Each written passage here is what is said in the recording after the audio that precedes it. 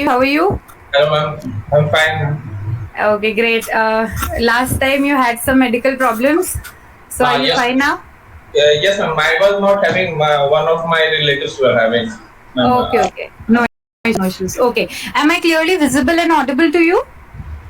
Ma'am, I think your voice is audible, ma'am, but your video Okay. is Stable. Okay, ma'am, matlab, your video is not stable. Your video is stuck, Vaishali ma'am. okay. So shall I begin or You can Yes, wait? ma'am. You can begin, ma'am. No right. worries. Okay. Okay. So Ayush, basically you want to know what is the concept and what is the meaning of financial management, right? Yes, ma'am. Yes, ma'am. Okay. So if I want to ask from you, then what do you understand by financial management? What is your understanding related to financial management? Ma'am, according to me, ma'am, financial management is like, ma'am, in the simple words, ma'am, कि मतलब how we do how we take the risk analysis for taking some means, ma'am, actually I'm doing a PGDM or MBA PGDM from Okay. India, yes, ma'am. So actually, Okay. ma'am, what happens that we have to take sometimes a decision which is based on some facts that is related to assets and liabilities, so that the Right. company, in simple words I'm telling, not the basic definition that is given in the books or Wikipedia Right. or everything Definitely. else. Ma'am, Definitely. basically we have, ma'am, we actually we are going to make a decision that is based on that will be having some implication on the business. So Yeah, definitely.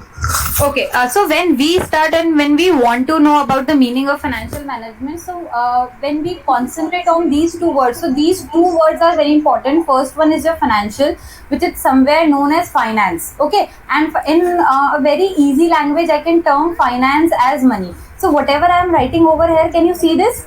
yes, ma'am, sure, ma'am. Okay, so it's like whenever we want to talk about financial things, so that is related to finance, and somewhere finance in a very simple language means money. ठीक है? And हम लोग I think 12 से पढ़ते हुए आ रहे हैं. What do you mean by management? Management simply means planning, directing, controlling, and so on. ठीक है? Ma'am, actually I'm a non-commerce student, ma'am. Okay, you are not a commerce student. Okay, no issues. जब भी हम management की बात करते हैं तो मैनेजमेंट मतलब क्या होता है कि हम जब किसी चीज को मैनेज करते हैं, कैसे मैनेज करते हैं कि हम उस चीज से रिलेटेड प्लानिंग करते हैं, हम उस चीज से रिलेटेड एफर्ट्स डालते हैं, डायरेक्टिंग करते हैं, स्टाफिंग करते हैं, फिर उस चीज को कंट्रोल करते हैं. तो इस पूरे प्रोसेस को we use to summarise as management. ठीक है? सो अगर यही सारी चीजें हम सब करते हैं रिलेटेड टू फाइनेंस, और we can say related to money, so that is known as financial management, where means when you want to manage your finance in such a way that will lead to attain your objectives of the organization, as well as to maximize, and somewhere what would be your objectives of organization, that is to increase the profit of the company and to increase the wealth of the shareholders. ठीक है? जब भी हम increase की बात करते हैं तो दो टर्मोलॉजीज आती हैं. हम later on will study each and everything. तो हमारे पास सबसे पहला पॉइंट आता है इन दोनों टर्मोलॉजीज में, व्हाट इज फाइनेंस.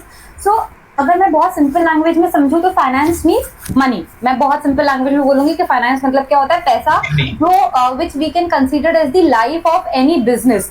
आप जैसे अपने बॉडी के अंदर ब्लड के बिना नहीं चल सकते, ऐसे कोई भी बिजनेस बिना फाइनेंस, बिना मनी के नहीं चल सकता. एक बार हो सकता है कि आप अपने एसेट्स को मैनेज कर लो, एक बार हो सकता है कि आप अपनी मैन पावर मैनेज कर लो, कि आप खुद ही अकेले सारा चीज संभाल रहे हो, आप काफी चीजें मैनेज कर लो. लेकिन अगर आपके पास पैसा नहीं है, if you do not have finance with you, then it would be hardly possible for you to run your business for long term. वो एक पॉइंट पे आके स्टक हो जाएगा और आपको पैसों की जरूरत पड़ेगी. तो जब भी मैं फाइनेंस की बात करूंगी, so it is basically the art and science of managing money or management of money. ठीक है?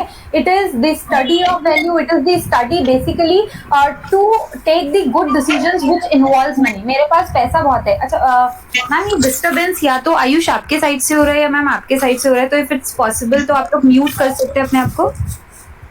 So in case of any already on mute. Okay.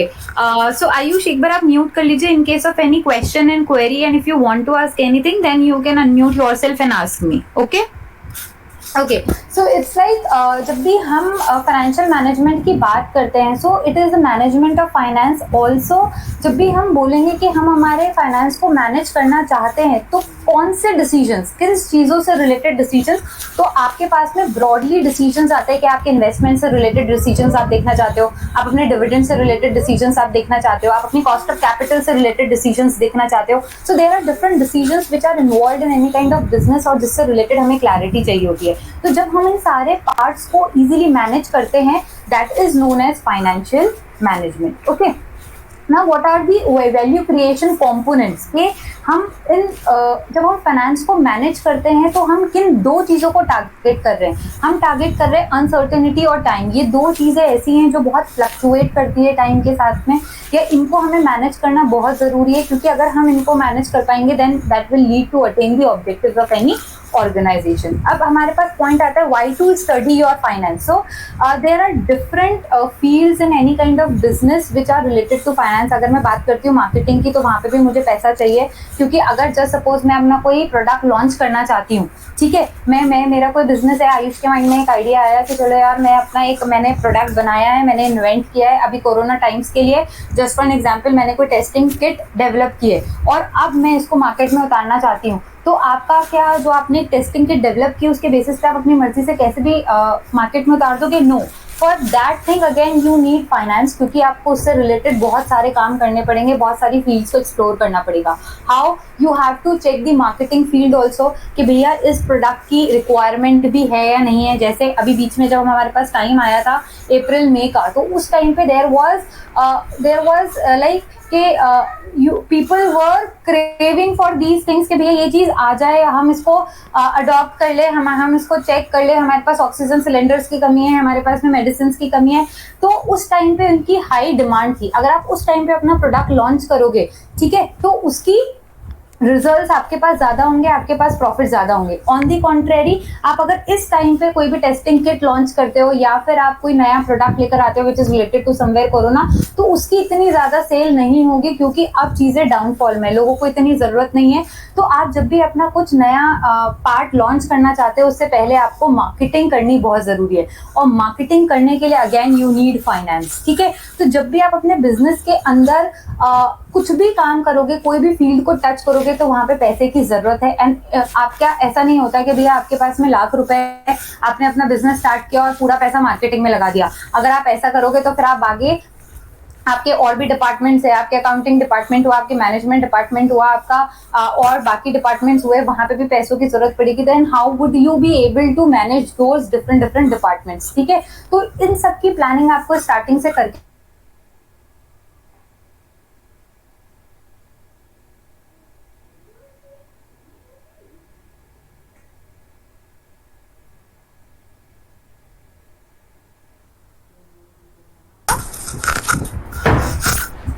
और नहीं करना। मैम का Okay. कैमरा बंद करवा दो। Ma'am if you want you can turn off your camera because आपकी वीडियो स्टक हो चुकी है। Okay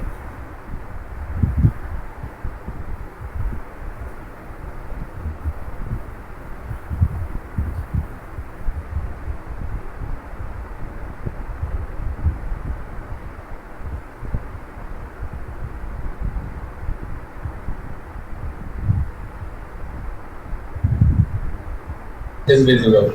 okay, and I am clearly Audible? Yes, ma'am, you are clearly available. Okay.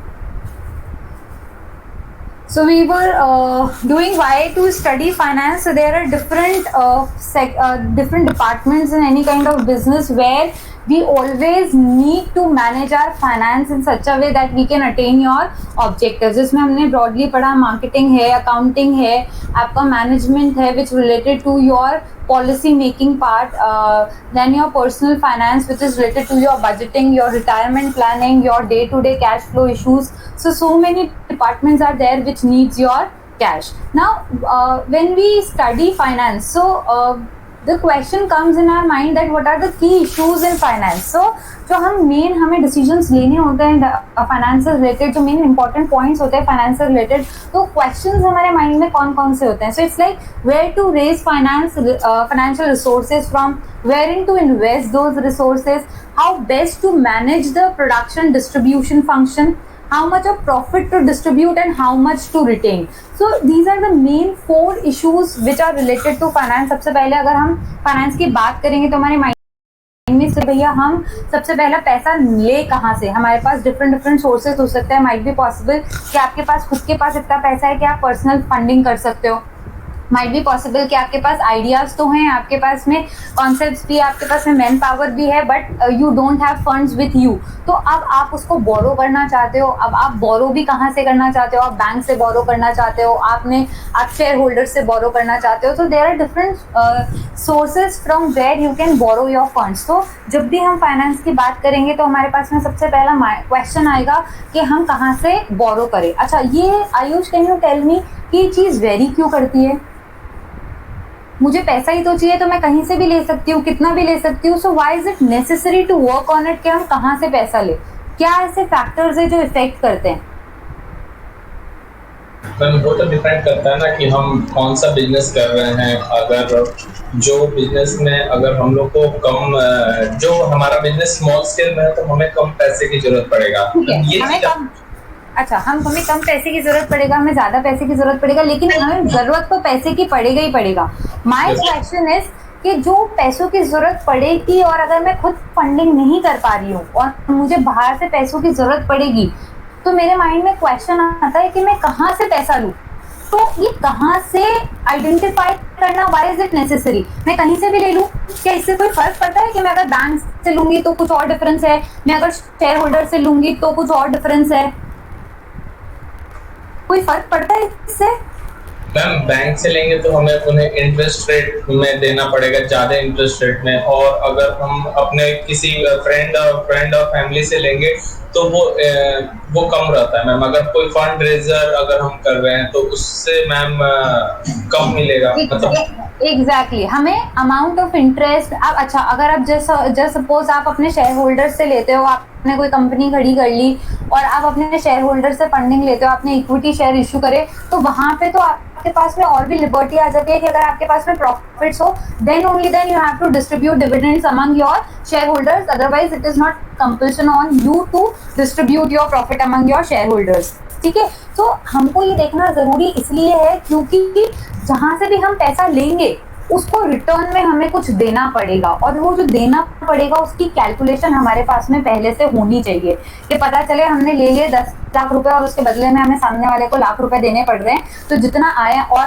हमारे पास में इतनी कैपेसिटी नहीं है, क्योंकि 10 लाख जो हमने लिए वो तो हमने पूरा इन्वेस्टमेंट कर दिया हमारे असेट्स के अंदर, हमारी बाकी चीज़ों के अंदर हमने इन्वेस्टमेंट कर दिया. तो मेरे माइंड में इतनी कैलकुलेशन होनी चाहिए कि जितना पैसा मैं सामने वाले से ले रही हूँ उसके ऊपर जितना भी मेरा इंटरेस्ट बन रहा है, जितना भी मेरा अमाउंट बन रहा है, वो मैं उसको पे बैक कर सकूँ. तो इसीलिए it is necessary to identify from where you have to raise your funds. क्योंकि अगर आपको ये पता करना है तो आपको अपने फाइनेंस को एक बारी आइडेंटिफाई करना पड़ेगा, आपको उसके ऊपर वर्क ऑन करना पड़ेगा. नेक्स्ट आपका आता है कि अगर आपने ये आइडेंटिफाई कर लिया कि भैया मुझे कहाँ से पैसा उठाना है, तो that means that is clear in your mind कि जहाँ से भी आपको पैसा उठाना है और उसके ऊपर जो भी अगेन आपकी लाइबिलिटी बन रही है पे ऑफ की, as an interest, as a dividend, whatever, वो आप पे करने के लिए लाइबल हो. ठीक है, कि आप लाइबल भी हो और आप एलिजिबल भी हो और आप में इतनी कैपेसिटी है कि आप उसको वापस से पे करोगे. क्योंकि नॉर्मली जब भी हम फंड्स लेते हैं तो हम हमेशा देखते हैं कि भैया इंटरेस्ट रेट क्या लग रही है, क्या हम उसको वापस पे भी कर पाएंगे या नहीं कर पाएंगे. तो ये सब देख के then we use to take the decisions from where we have to raise our funds. Next आता है जब एक बार फंड हमने ले लिए तो उसको हम कहाँ कहाँ पे इन्वेस्ट करें. That is again a very important point. मैंने पैसा, मुझे जरूरत थी 8 लाख, मैंने 10 लाख रुपए उठा लिए, अब मैं उसको इन्वेस्ट करने लग रही हूँ, तो मैंने कोई कैलकुलेशन ही नहीं किया, मेरी मर्जी है, मुझे लगा कि अच्छा ये असेट मुझे अच्छा लग रहा है. तो आप कभी शॉपिंग करने जाते हैं तो आयुष के घर में कभी वेडिंग हुई है? Yes ma'am. वेडिंग हुई है ना। हम जब भी कोई वेडिंग ऑर्गेनाइज करते हैं तो ऐसा करते हैं कि अरे यार चलो 10 लाख रुपए हमने शादी में डिसाइड किए थे कि हमें 10 लाख रुपए शादी में लगाना है, तो आज मुझे लहंगा 4 लाख का पसंद आ गया तो मैं 4 लाख का लहंगा ले लेती हूँ, मुझे मेरी शेरवानी 2 लाख की पसंद आ गई तो मैं 2 लाख ले लेती हूँ, मेरे पास 4 लाख की बचे तो मैं उसकी एक कार ले लेती हूँ। Is it possible? क्या कभी ऐसे करते हो आप? No ma'am. नहीं। हम क्या करते हैं, अगर कोई शादी हमको ऑर्गेनाइज करनी है, कोई इवेंट हमें ऑर्गेनाइज करना है, so what we use to do, हम सबसे पहले पूरी लिस्टिंग बनाते हैं कि भैया हमारे कौन कौन से काम हैं जो हमें हमारी शादी से रिलेटेड करना है और हर काम में कितना कितना पैसा लगेगा, and accordingly you distribute your finance among those work. ठीक है, फिर जिसमें जितना कम ज्यादा हो रहा है accordingly you invest in that particular work. ठीक है, तो सिमिलरली सेम हम यही बोल सकते हैं कि जैसे हम एक इवेंट ऑर्गेनाइज करते हैं, एक बर्थडे पार्टी या एक शादी ऑर्गेनाइज करते हैं हमारे घर में, उसमें हम जैसे हमारे फाइनेंस को मैनेज करते हैं, सेम उसी तरीके से जब हम किसी बिजनेस को स्टार्ट करते हैं और उसके अंदर भी हमारे सेम अलग अलग डिपार्टमेंट्स होते हैं, अलग अलग काम होते हैं और हर काम में हमें पैसों की जरूरत होती है, तो जब हम उस पैसे को मैनेज करते हैं that is known as financial management. ठीक है, फिर नेक्स्ट हम ये देखते हैं कि भैया हम कहाँ पे कितना पैसा तो हमने अब ले लिया, अब उस पैसे को हम कहाँ कहाँ पे किस किस जगह लगाएं और किस तरीके से लगाएं कि बेस्ट से बेस्ट आपका जितना भी आपने टारगेट किया है, आपका प्रोडक्शन, आपका डिस्ट्रीब्यूशन, आपके जितने भी ऑब्जेक्टिव्स आपने डिसाइड किए हैं वो हम उसको मैनेज कर सके। और अल्टीमेटली हर बिजनेस का एक ही मोटिव होता है, मेन मोटिव यही होता है, टू अर्न दी प्रॉफिट और to maximize the wealth of share holders. क्योंकि जब हम शेयर होल्डर्स की बात करते हैं, these are the owners of company. क्योंकि जितना भी अच्छा ओनर, आप किसी भी बिजनेस का ओनर आप किसको बोलते हो आयुष? मैं कंपनी की बात नहीं कर रही, मैं नॉर्मली आपसे पूछ रही हूँ, अगर कोई भी बिजनेस हो, सोल प्रोप्राइटर हो, फर्म हो, कोई से भी टाइप का बिजनेस हो, आप ओनर किसको बोलोगे एज अ लेमैन? जिसका 50% से ऊपर शेयर हो उसका। हाँ, अगर मैं बहुत ही देसी लैंग्वेज में बात करूं तो मैं उसको ओनर बोलती हूँ जिसका पैसा लगा हुआ है बिजनेस पे। नॉर्मली यही होता है ना कि भैया मेरा पैसा लगा हुआ है तो मैं ही उस बिजनेस का मेन ओनर हूँ। तो सिमिलरली अगर हम कंपनी की बात करते हैं तो कंपनी के अंदर जो मेन पैसा लगा हुआ होता है वो किसका लगा होता है? शेयर होल्डर्स का।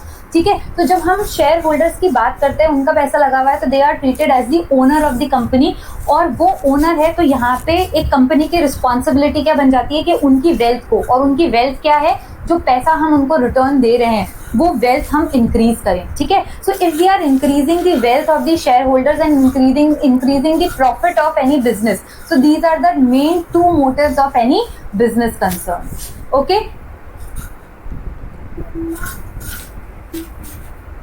ओके,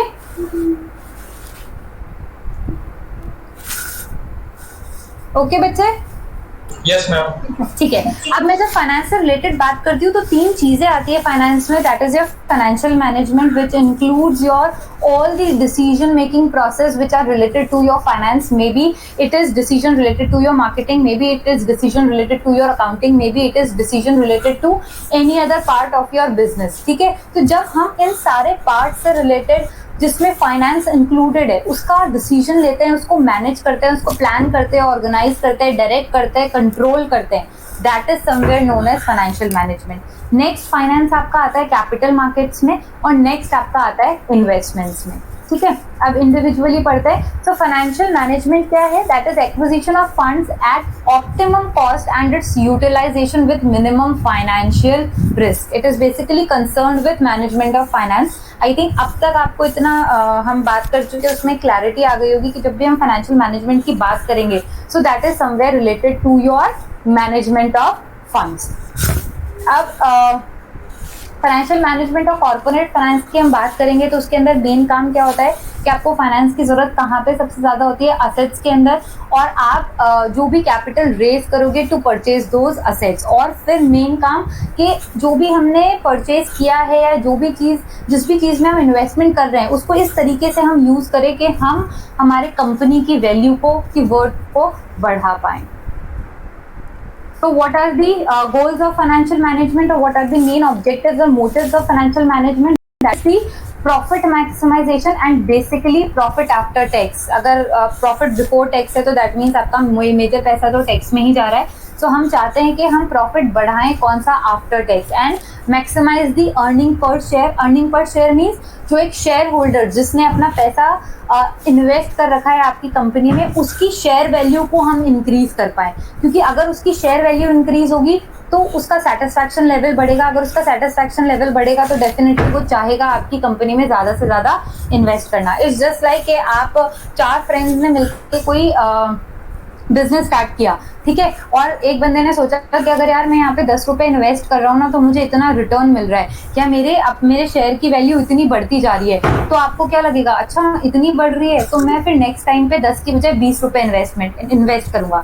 इट्स जस्ट लाइक कि आप जब कैसीनो जाते हो या कहीं पे भी घूमने जाते हो, कैसीनो जाते हो और वहाँ पे आप पैसा लगाते हो और एक बार आप जीत जाते हो और आपकी वर्थ बढ़ जाती है, तो आपको वहाँ पे लालच आ जाता है कि चलो हम और इन्वेस्ट कर सकते हैं। तो सिमिलरली यहाँ पे भी यही है कि जितना कंपनी अपने शेयर होल्डर्स की वेल्थ को इंक्रीज करती जाती है, उनके अर्निंग पे शेयर इंक्रीज करती जाती है, उतना ही शेयर होल्डर्स को भी लालच आता जाता है कि हम कंपनी में इन्वेस्ट करें।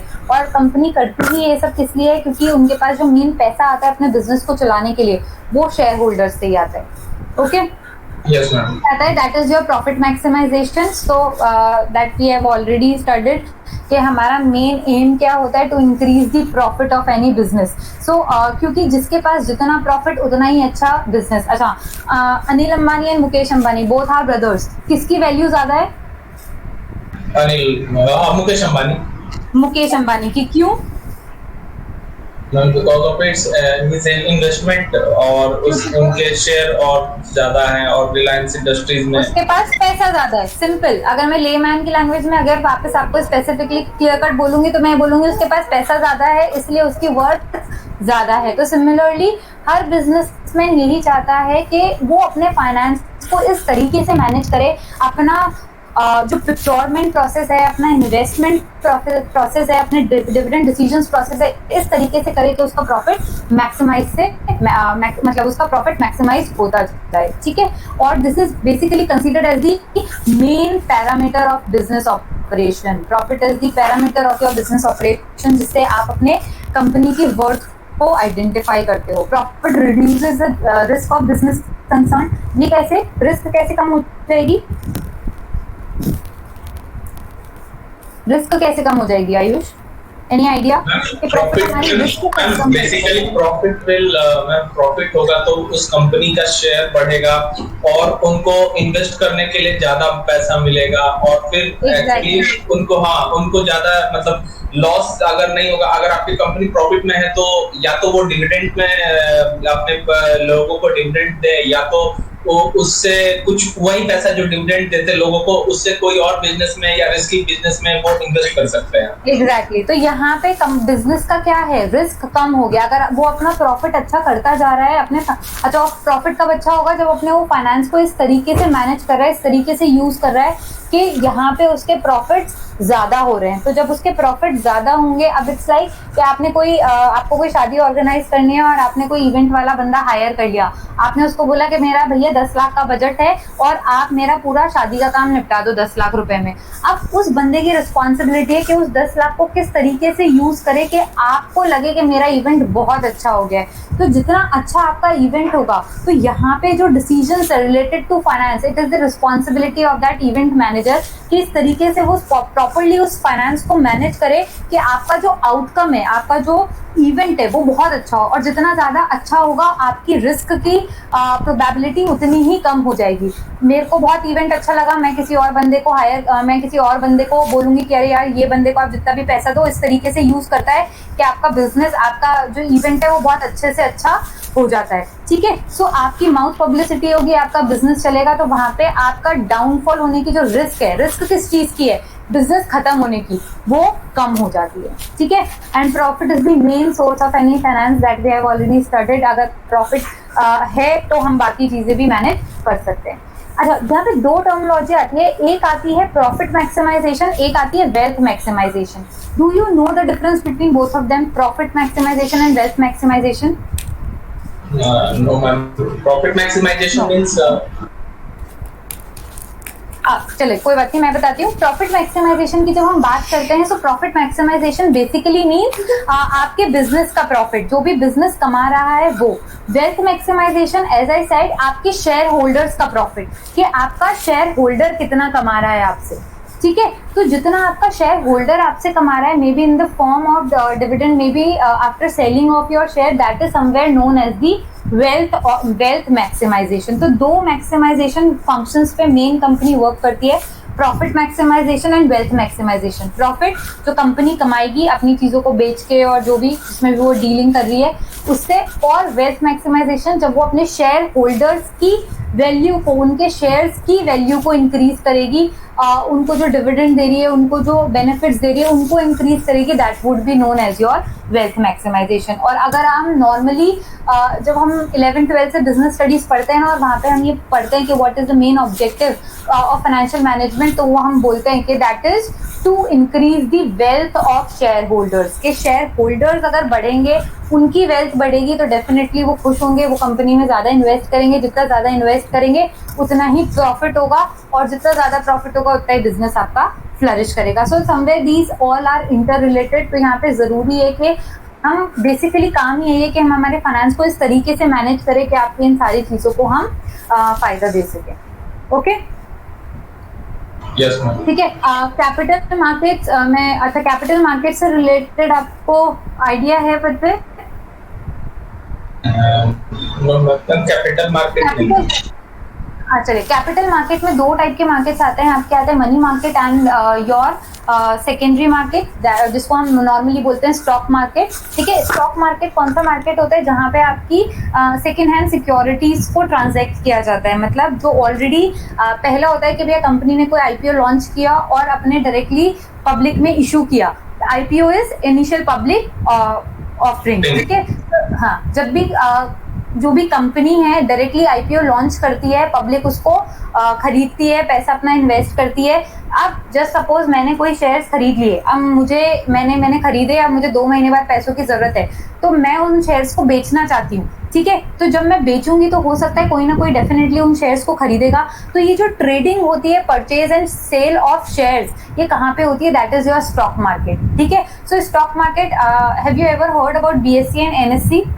Yes ma'am, Bombay stock exchange, Bombay stock exchange, national stock exchange. अगर हम हमारे इंडिया की बात करें तो हमारे इंडिया के अंदर ये 2 मेन स्टॉक एक्सचेंजेस हैं जहाँ पे आपकी सारी डीलिंग होती है, जहाँ पे आपके जितने भी कंपनीज हैं वो लिस्टेड हैं, और जितने भी उनके शेयर्स हैं उनकी परचेजिंग और सेलिंग की जाती है, ठीक है। तो वहाँ पे भी आपका अगेन पैसा बनता है। नेक्स्ट आपका आता है related to your investment decisions, which is related to your security analysis, portfolio. लेकिन अब मैं यहाँ पे नहीं जाऊँगी, आपकी कैपिटल ये अलग थोड़ा सा पार्ट आ जाएगा।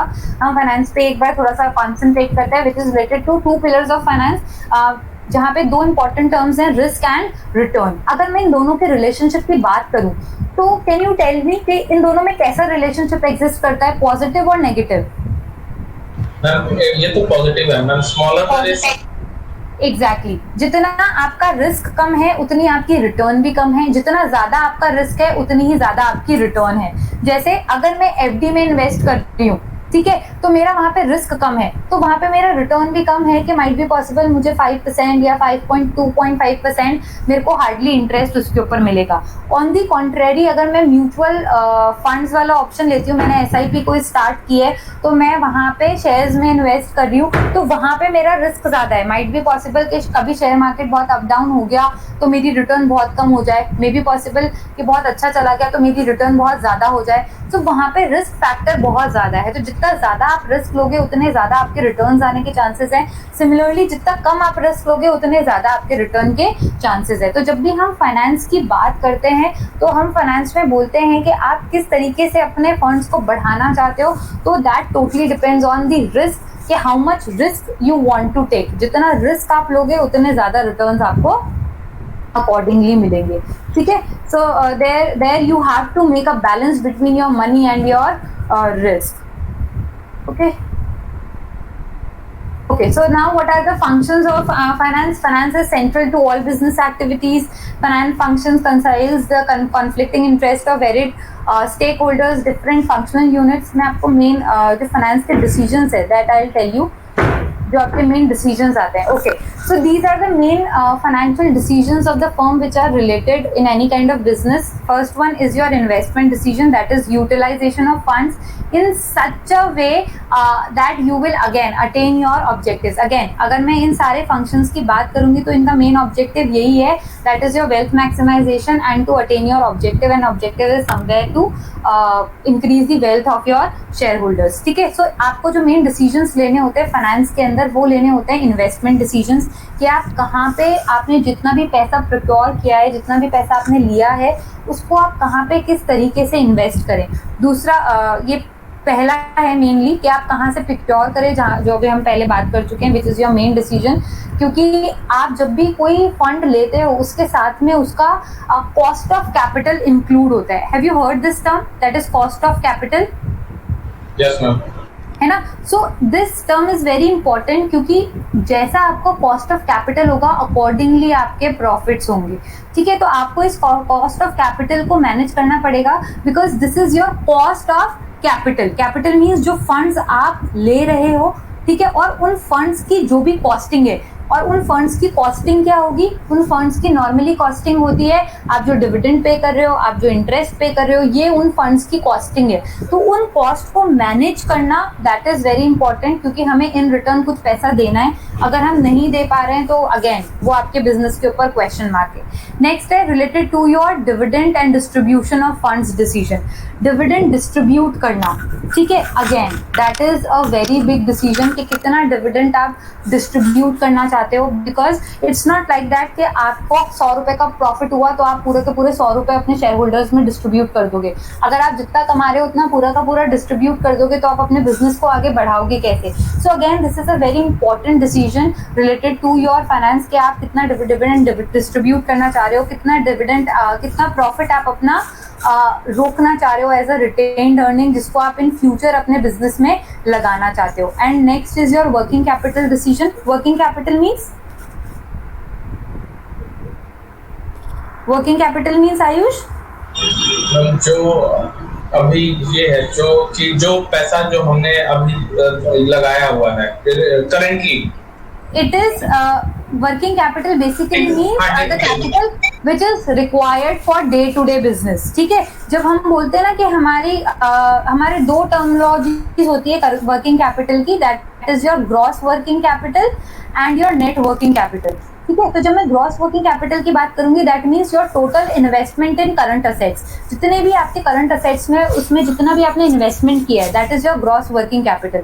और जितने भी आपके जब आप उन करंट असेट्स में से करंट लाइबिलिटीज को माइनस कर देते हो that would lead to your net working capital. कि हम ये अच्छा, करंट असेट्स क्या होते हैं? Do you have any idea? जो लैंड ये हो गया. नहीं, these are not current assets. Current assets वो करंट असेट्स जो अभी है ना. करंट असेट्स मीन्स ऐसे असेट्स जिनको हम बहुत easily within a short period of time liquid funds में कन्वर्ट कर सकते हैं. ठीक है, जैसे मेरे वो डेटर्स, ठीक है, कि जिनको मैंने आज मतलब मेरा हुआ स्टॉक कि मेरे पास अब स्टॉक इन ट्रेड है, मैं अभी चाहूँ तो इसको बेच के और पैसों में कन्वर्ट कर सकती हूँ. जैसे मेरे वो डेटर्स के भैया मैंने इतने लोगों से मुझे पैसा लेना है, मैं गई और उनसे पैसा लेकर आ गई. ठीक है, तो ऐसे असेट्स, ऐसे लोग, ऐसी चीजें, ऐसे काम जिनको हम easily within a short duration of 3 months 4 months और may be with in an year हम उसको पैसों में कन्वर्ट कर सकते हैं. जब ऐसी चीजों में हम इन्वेस्ट करते हैं वो चीजें हमारी क्या होती है? Current assets. ठीक है, जिनको हम जब चाहें फटाफट से पैसों में कन्वर्ट कर पाए. ओके, तो जितना भी आप पैसा अपने बिजनेस का ऐसे असेट्स में इन्वेस्ट करते हो जिनको आप इजीली कैश में कन्वर्ट कर पाओ in a very short duration, that is known as investment in current assets, और हम उसको बोलते हैं ग्रॉस वर्किंग कैपिटल. ठीक है, कि वर्किंग कैपिटल जो हमारे कैपिटल मतलब पैसा, वर्किंग जो हमारे काम में पैसा आ रहा है, ठीक है, ग्रॉस जो हमने टोटली किसमें इन्वेस्ट किया है? हमारे करंट असेट्स में, जिसको हम जब चाहें और फटाफट से कैश में कन्वर्ट कर ले. और जब हम इन करंट असेट्स में से करंट लाइबिलिटीज को माइनस कर देते हैं. करंट लाइबिलिटीज क्या होती है? जो लाइबिलिटी मतलब जिनको हमें पैसा देना है. ओके, और करंट असेट्स मींस जिससे हम पैसा ले सकते हैं. तो जब हम ये जितना हमें लेना है उसमें से जितना हमें देना है उसको माइनस कर देंगे, that would be known as your net working capital. This known as कि भैया हमारे पास इतना पैसा ऐसा है तो हम जब आए फटाफट से बिल्कुल टैक्स के अंदर कन्वर्ट कर सकते हैं। ओके, तो ऐसे डिसीजन लेने हमें बहुत जरूरी है। इसमें आपके रिक्वायरमेंट है, अच्छा कि मतलब आपको आपने सोचा कि यार मुझे बिजनेस के अंदर आना नहीं किया है फाइनेंस के ऊपर, और आपको क्या क्या तो पता है कि 10,000 की फाइनेंस की जरूरत पड़ेगी as a working capital. Might be possible आपको पूरे साल में 6,000 की जरूरत पड़ेगी, 4,000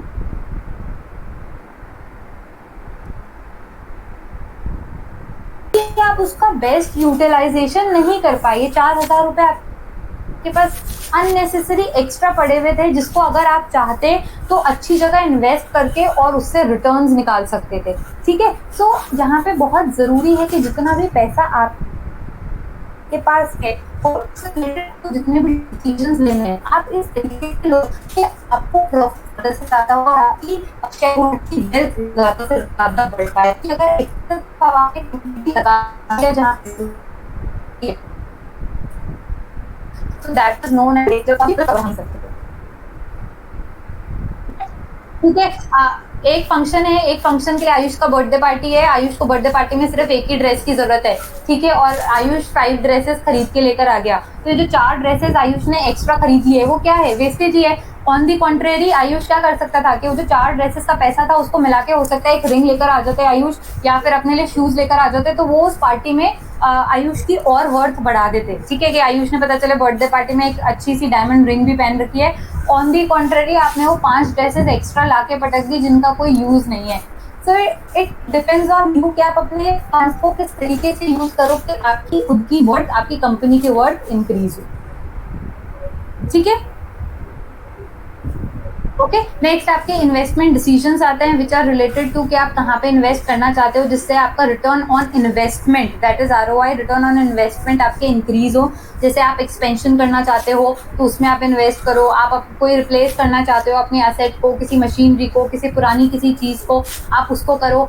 R&D में आप कोई रिसर्च एंड डेवलपमेंट का काम करना चाहते हो, आपको लगता है कि यार ये में तो मैं मास्टर हो गया हूँ, ये तो मैं बहुत अच्छे से कर सकता हूँ, अब मैं कोई एक नया फील्ड में एक्सप्लोर करके देखता हूँ, यहाँ पे मैं कुछ रिसर्च करके देखता हूँ, अगर कुछ अच्छा निकल के आता है तो हम इस पे भी काम करना स्टार्ट करेंगे।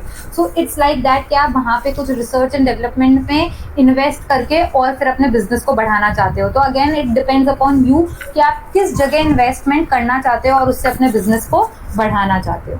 ठीक है, और इसको हम और बोलते हैं that is your capital budgeting decisions. Investment decisions are somewhere also known as your capital budgeting decisions. ठीक है, it basically includes your huge capital outlay, have your long term implications, क्योंकि हम ऐसे चीज़ों में इन्वेस्ट करते हैं जहाँ पे हमें लॉन्ग टर्म फायदा हो और जो फायदा हमें मिले उससे हम हमारे बिजनेस को बढ़ा सकें। ओके, नेक्स्ट है your financial management decisions which include your capital budgeting, which includes as I said कि आप जो लॉन्ग टर्म आपके assets है उसमें आप कितना इन्वेस्ट करना चाहते हो, that is somewhere known as your capital budgeting decisions. Then your capital structure. Capital structure क्या होता है? That is the proportion of your debt and equity. Debt and equity in your capital. ठीक है, आपके पास capital है, आपको 100 रुपए चाहिए पब्लिक से। अब यहाँ पे क्वेश्चन आता है कि 100 रुपए में से मैं कितना डेट इशू करूं और मैं कितना इक्विटी इशू करूं। अच्छा, इससे फर्क क्या है आयुष, क्या इससे कोई फर्क है? मुझे 100 रुपए ही तो चाहिए, तो 100 रुपए कहीं से भी आए, डेट से आए या फिर इक्विटी से आए, क्या does it make any difference? Yes ma'am. कैसे? डेप्ट में जो पैसा डेप्ट से ज्यादा आएगा तो वो इन्वेस्टमेंट आपके लिए कम रहेगा ना। डेप्ट मतलब आप किसी से आप पैसे ले रहे हो। हाँ, नहीं देखो आयुष, इससे फर्क क्या पड़ता है? मुझे 100 रुपए चाहिए तो मैं 100 रुपए डेट से भी ले सकती हूँ, 100 रुपए इक्विटी से भी ले सकती हूँ, पैसा मेरे पास 100 ही मुझे चाहिए, ठीक है, और मेरे पास 100 आ जाएगा। फर्क यहाँ पे क्या पड़ता है कि अगर मैं डेट से पैसा ले रही हूँ then in return I will have to pay interest on it. ठीक है, और ये मैं आपको बता दूं कि अगर आपने डेट लिया, मतलब आपने डिबेंचर्स लिए हैं, आपने कोई बॉन्ड्स इशू किए हैं और उससे आप पैसा ले रहे हो, तो आपको उन बंदों को, डिबेंचर होल्डर्स को, उन लोगों को आपको इंटरेस्ट पे करना ही पड़ेगा। आपके पास कोई ऑप्शन नहीं होता कि आप उनको मना कर दो कि मैं आपको इंटरेस्ट नहीं पे करूंगा, या मेरे पास फंड्स नहीं है, या मेरा बिजनेस नहीं चला, या मेरा प्रॉफिट्स नहीं हुआ। नहीं, वो आपको इंटरेस्ट पे करना ही पड़ेगा, otherwise they have a right to file a case against you, या फिर आपको अपना हो सकता है बिजनेस बेच के उनको पैसा, whatever the सिचुएशन इज, लेकिन यहाँ पे पॉइंट ये है कि अगर आप डेट इशू करते हो तो आपकी लाइबिलिटी बन जाती है कि आपको इंटरेस्ट पे करना ही पड़ेगा irrespective of the fact whether you are earning profits or not. But when we talk about equity, तो इक्विटी पे हम क्या देते हैं, डिविडेंड, ठीक है। और डिविडेंड की एक क्वालिटी है कि भैया यहाँ पे आपको कंपलसरी नहीं है कि आप, यहाँ पे कंपलसरी नहीं है कि आप अपने शेयर होल्डर्स को डिविडेंड दो ही दो जब आपको प्रॉफिट नहीं है। एग्जैक्टली, वो it depends upon your business profits. अगर आपके पास प्रॉफिट्स हो रहे हैं तो आप अपने शेयर होल्डर्स को डिविडेंड दो, अगर आपके पास प्रॉफिट्स नहीं हो रहे तो इट इज नॉट मैंडेटरी कि आप अपने शेयर होल्डर्स को डिविडेंड दो। तो वहां पे शेयर होल्डर्स आपके ऊपर आके केस नहीं कर सकते कि हमें डिविडेंड चाहिए। So there are multiple factors which affects your capital structure. Depend करता है कि आपका बिजनेस किस टाइप का है। मैं अगर बहुत स्मॉल स्केल पे बिजनेस कर रही हूँ, ठीक है, तो मैं अपने बिजनेस के अंदर डेट इश्यू कर सकती हूँ, मुझे इक्विटी की ऐसे कोई जरूरत नहीं है, ठीक है। दूसरा फैक्टर, मेरे को लगता है कि मैं ही ओनर हूँ इस बिजनेस की और मैं अपना ओनरशिप किसी और के साथ शेयर नहीं कर सकती हूँ, ठीक है। मेरे को जो डिसीजन मेकिंग पावर है वो मेरे को खुद को ही रखनी है। तो उस सिचुएशन में मैं क्या इशू करूंगी, डेट या इक्विटी?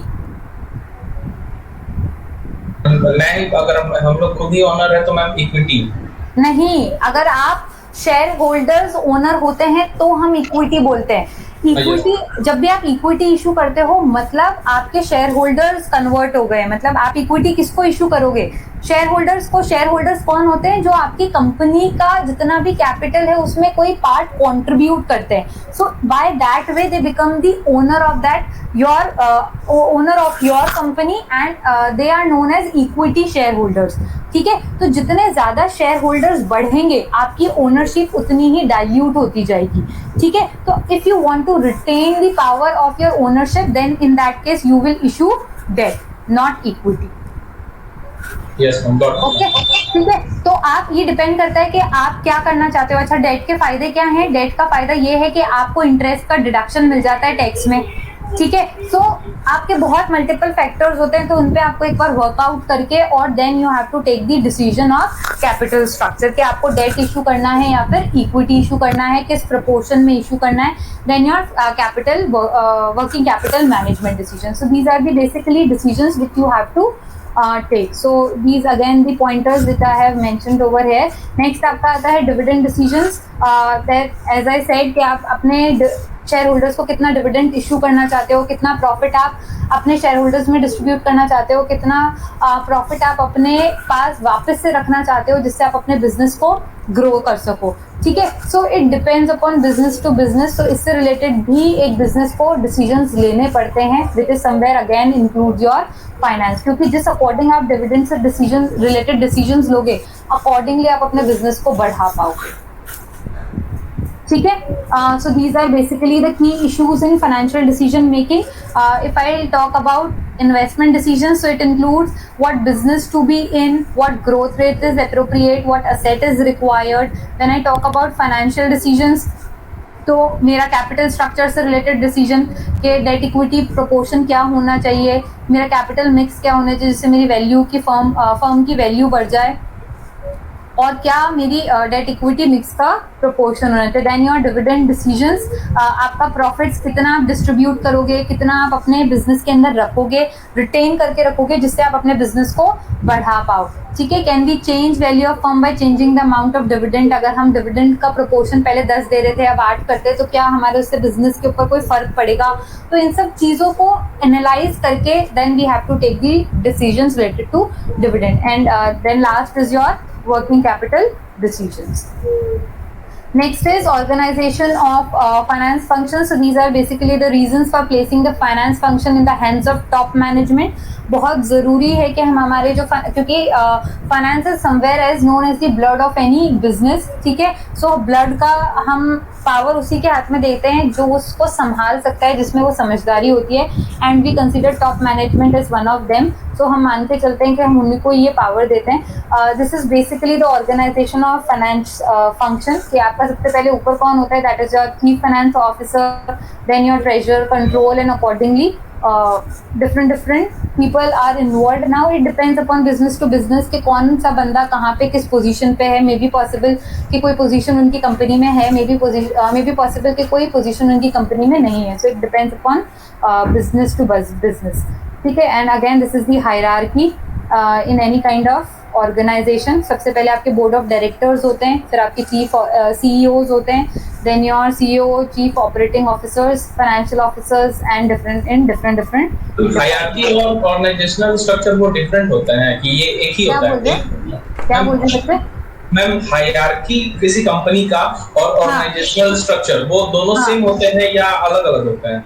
नहीं, organise structure that is somewhere same कि आपकी जो हायरार्की है कंपनी की कि कौन सबसे पहले टॉप मैनेजमेंट पे है, तो वो हमेशा बोर्ड ऑफ डायरेक्टर्स होते हैं, फिर आपके CEOs होते हैं. अब it depends upon business to business, company to company. कई जगह MD भी बोल देते हैं, कई जगह आप देखोगे CEO MD सेम होते हैं, कई जगह CEO अलग होता है, MD अलग होते हैं. So it depends upon company to company कि उनके वहाँ पे कितनी पोजिशंस हैं और क्या क्या पोजिशन पे वो लोग रखते हैं. ठीक है. मोर और लेस हायरार्की यही सेट होती है. Okay. Then this is your finance manager role कि अगर कोई फाइनेंस मैनेजर है आपकी कंपनी में तो उसका मेन काम क्या होता है. So these are the main things कि आपके कैश फ्लो को फोरकास्ट करना, फंड्स को रेज करना, फंड्स को प्रॉपर्ली एलोकेट करना, प्रॉफिट की प्रॉपर प्लानिंग करना, understanding capital market and so on. These are the functions of your treasurers and last these are basically the sectors where you can find your finance careers, that is as an investment banking, retail banking, accountancy and tax, then your fund management, your finance career and so on. ठीक है. As a corporate lawyer, actuarial, then your insurance, compliance and risk. In every place you can work as a finance person.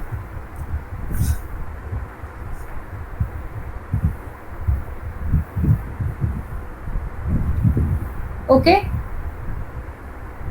So this is basically and broadly from my side to you. I hope you understood the basic meaning of financial management. If you have Yes. any query or point, then you can ask me, Vijay. Ma'am, if it's feasible, ma'am, can you share this PDF, ma'am? हाँ, definitely I'll share this PDF. I'll ask ma'am. तो मैं उनको बता दूंगी, उनको उसके साथ share कर दूंगी, then she will share it with you. Sure. Okay. Okay. Ankita ma'am, are you there? Yes, ma'am.